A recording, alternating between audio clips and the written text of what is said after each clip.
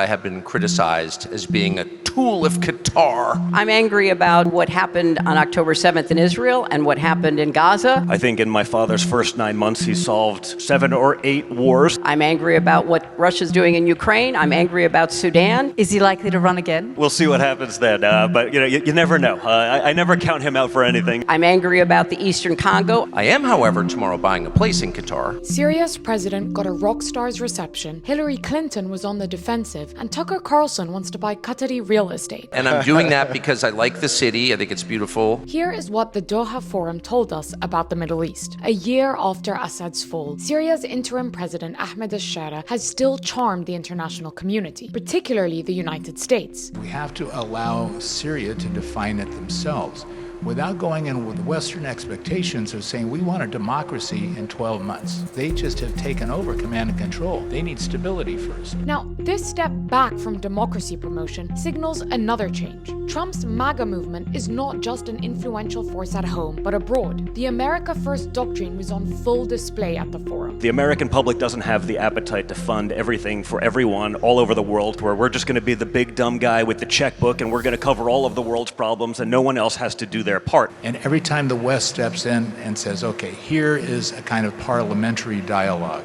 that we want to have, whether it's Libya, Iraq, all of the places that we've been to try and create a colonialized mandate, it has not been very successful. We end up with paralysis. The Gulf states are also well aware of that shift, pointing to the US failure to respond to strikes on Saudi oil facilities in 2019. When he said, we did not promise to defend the Saudis. At our moment of need, it was a signal that I think, it wasn't very stable. Saudi panelists said they had more realistic expectations of US foreign policy in Trump's second term. The MBS visit to Washington, D.C. was successful because there was a lot more of a better understanding of the expectations and the limitations of what could be offered and what could not be offered. Years after discussing a more independent security policy, it looks like Trump's America First may finally be forcing the Gulf states to pursue one. But nowhere are security priorities more different than on Israel and Palestine. While US speakers talked of expanding the Abraham Accords, future investment deals, and funding Gaza's reconstruction, regional allies emphasize the need to develop a durable political solution. As a state of Qatar, we will continue supporting the Palestinian people,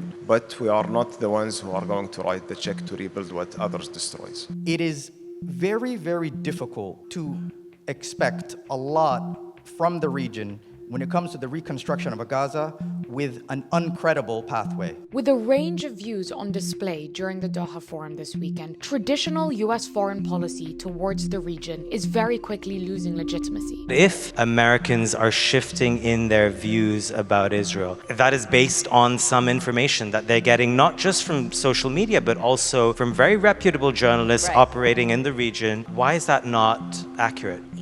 I'm not saying it's not accurate. You have a past of being a terrorist. Terrorists, in my opinion, are those that kill innocent people. The number of victims in Gaza, 60,000 people, most of them are innocent. The Syrian regime has killed more than 1 million persons. We saw wars in Afghanistan, in Iraq. People are now more aware about who is a real terrorist. But it's not clear what exactly will replace it.